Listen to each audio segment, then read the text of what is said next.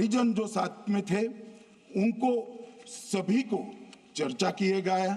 पर्यटकों, खच्चर वालों, पोनी वालों, फोटोग्राफर, कर्मचारियों, विभिन्न दुकान में काम करने वाले लोगों, कुल मिलाकर 1055 लोगों की लंबी 3000 घंटे से ज्यादा पूछताछ इंफॉर्मेशन के लिए की गई और इस सबको वीडियो पर रिकॉर्ड कर दिया गया। और बाद में इसके आधार पर स्केच बनाया गया और ढूंढते 22/6/25 को एक बशीर की पहचान की गई और परवेज की पहचान की गई, जिन्होंने आतंकवादी घटना के अगले दिन आतंकवादियों को शरण दी थी। उनको अपने ढोक में रखा था। वो दोनों को गिरफ्तार कर लिया गया। अब वो हमारी कस्टडी में है।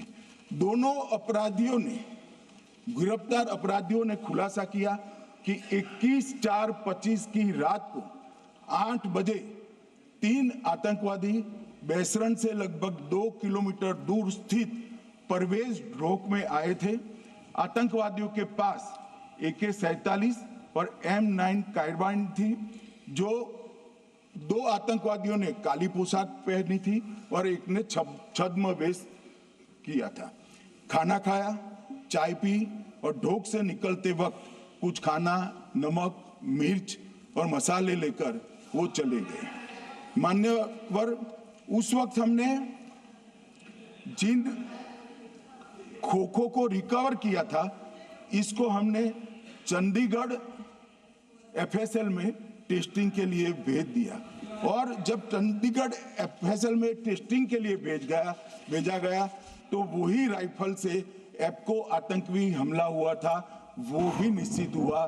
तो आज इसके साथ साथ दूसरे एप्को आतंकी हत्या को अंजाम देने वाले आतंकियों का भी इसके साथ ही समाप्ति हुई है, उनको मार दिया गया है। मान्यवर, और इसके बाद में स्केच बनाया गया। गिरफ्तार किए गए दोनों आरोपियों की माता जो थी, इन्होंने ये तीनों आतंकियों के मृतदेहों को पहचान लिया है। दोनों आतंकवादी घटना में साथ लेने वाले उनके साथियों ने भी पहचान लिया है और अब उसकी FSL की पुष्टि भी आज सुबह 4 बजे हो गई थी। अब मैं जांच का पूरा ब्यौरा बताना चाहता हूं। मान्यवर, ये हमले में 3 पाकिस्तानी आतंकवादी थे। हमले में 2 AK-47 और 1 M9 कार्बाइन का प्रयोग किया गया था और अब जो पकड़े गए हैं, इसके सुलेमान के कारण एप्को का मामला भी आज रिजॉल्व हो रहा है और आतंकवादियों को पनाह देने वाले 2 स्थानीय लोगों को भी इस केस में पकड़ लिया गया है। अब मान्यवर, कल पूछते थे कहां से आए, कहां गए, किसकी जिम्मेदारी है। भाई, जिम्मेदारी हमारी ही है, हम सरकार में हैं, हमारी ही जिम्मेदारी है। मगर मैं पूछता हूं, जब आप सरकार में थे तब क्या क्या हुआ था, इसकी जिम्मेदारी किसकी थी और क्यों निर्वहन नहीं किया, वो भी बाद में पूछूंगा। जरा धीरज से सुनना। मगर मान्यवर, मुझे एक बड़ा दुख हुआ। कल इस देश के पूर्व गृह मंत्री चिदंबरम जी ने सवाल उठाया कि क्या प्रूफ है कि ये आतंकवादी पाकिस्तान से आए। और मान्यवर, कब उठाया? जब संसद में चर्चा होने वाली थी। क्या कहना चाहते हैं चिदंबरम साहब? किसको बचाना चाहते हैं? पाकिस्तान को बचाकर आपको क्या मिलेगा? वो ये कह रहे हैं कि और क्या है, मत जवाब दो।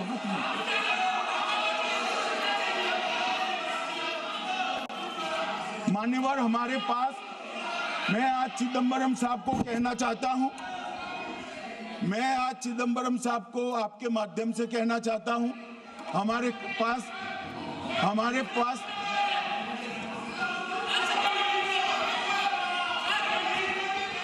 मान्यवर, हमारे पास प्रूफ है, वो भी मैं सदन के सामने रखना चाहता हूं कि तीनों पाकिस्तानी थे। 3 में से 2 के पाकिस्तान के वोटर नंबर भी आज हमारे पास उपलब्ध है। मान्यवर, ये राइफलें हैं, ये राइफलें भी हमारे पास उपलब्ध है। इनके पास से जो चॉकलेटें मिली हैं, वो चॉकलेटें ढोक में से मिली, वो भी पाकिस्तान की बनाई हुई चॉकलेट है। मान्यवर, ये कहते हैं कि पाकिस्तानी नहीं थे, इसका मतलब पूरी दुनिया के सामने इस देश का एक पूर्व गृह मंत्री पाकिस्तान को क्लीन चिट दे रहा है।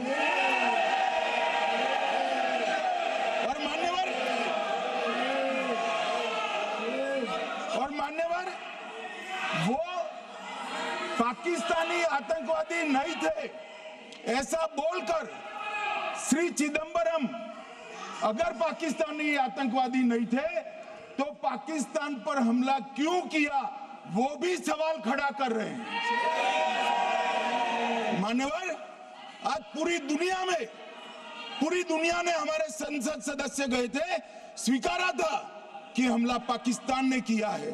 और इस देश का गृह मंत्री जो कांग्रेस पार्टी से आता है, वो कहता है कि क्या सबूत है। अरे मुझसे मांगते, मैं दे देता। टीवी से मांगते हैं, पूरी दुनिया के सामने उजागर करते हैं, शख्स सुबह खड़ा करते हैं। पाकिस्तान को बचाने का इनका ये षड्यंत्र आज 130 करोड़ लोग जान रहे हैं। बच नहीं पाओगे आप लोग, बच नहीं पाओगे। मान्यवर,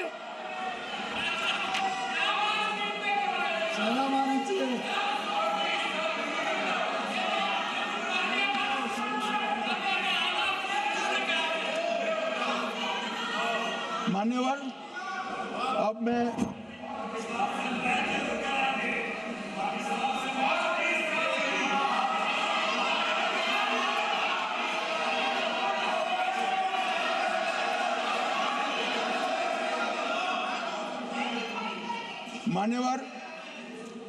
मैं पहलगांव आतंकी हमला और ऑपरेशन सिंदूर, ये दोनों घटनाक्रम के लिए मान्यवर ये अभी से थक जाते हैं।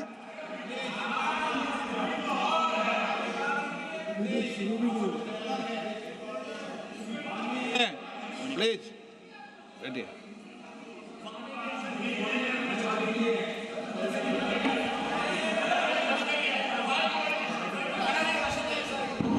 मान्यवर, मैं आपके माध्यम से कहना चाहता हूं, थोड़ा धैर्य रखे भैया, अभी तो शुरू हुआ है, अभी तो शुरू हुआ है। मान्यवर,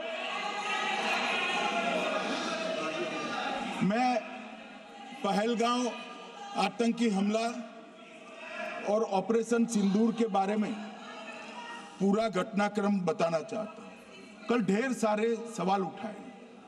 वैसे तो मुझे लगता था कि कल रक्षा मंत्री जी के भाषण के बाद शायद कांग्रेस पार्टी सपोर्ट में भाषण देना शुरू करेगी और अगर थोड़ी बहुत जनता की इच्छा की परख होती तो वो ही करते, मगर नहीं करा, क्योंकि रक्षा मंत्री जी ने बहुत बारीकी से ऑपरेशन सिंदूर की सफलता, इसकी जरूरियात, इसकी प्रासंगिकता और इसके परिणाम, इसके बारे में बहुत अच्छे तरीके से सदन के माध्यम से पूरी देश की जनता के सामने रखा जाए। मगर फिर भी उन्होंने बहुत सारे सवाल किए। अब सवाल किए हैं तो मुझे जवाब देना भी पड़ेगा, उनको सुनना भी पड़ेगा। मान्यवर, मैं पूरा घटनाक्रम बताना चाहता हूं। मान्यवर, 22 अप्रैल को पहलगांव में आतंकवादी हमला हुआ। इसमें 26 लोग मारे गए, 25 भारतीय और 1 नेपाली नागरिक। हमने उसी वक्त मैं श्रीनगर जाने के लिए निकल गया। रात को ही सुरक्षा बलों की मीटिंग कर ये भाग न पाए इसकी व्यवस्था की। माननीय मोदी जी ने 23 और 30 अप्रैल को सीसीएस की मीटिंग चेयर की। ये कह रहे हैं, मैं आज बताना चाहता हूं कि सीसीएस की 23 अप्रैल की मीटिंग में क्या हुआ।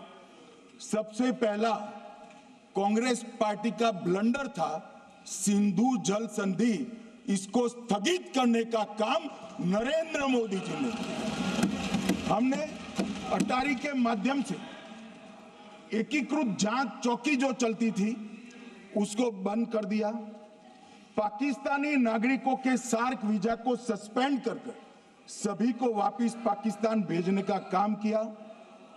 पाकिस्तान स्थित उच्चायोग ने रक्षा, सैन्य, नौसेना के सलाहकारों को अवांछनीय व्यक्ति घोषित किया, संख्या को 55 से घटाकर 30 किया और सीसीएस ने ये संकल्प लिया कि जहां पर भी ये आतंकवादी छुपे हैं उनको और उनकी ट्रेनिंग करने वाले अड्डों को सेना, पुलिस, सीआरपीएफ, बीएसएफ उचित जवाब देगी।